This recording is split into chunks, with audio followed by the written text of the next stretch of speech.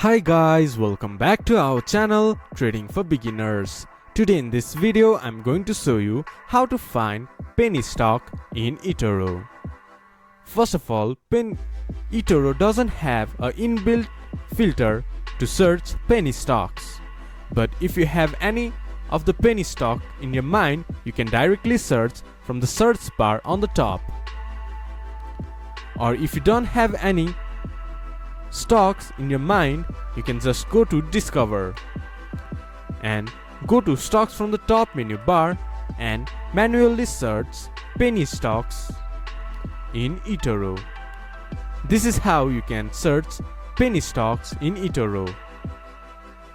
This much for today's video. If you guys find our video helpful, please leave a like and comment, and do not forget to subscribe our channel and hit the bell icon. I'll see you guys again in our next video. Thank you for watching.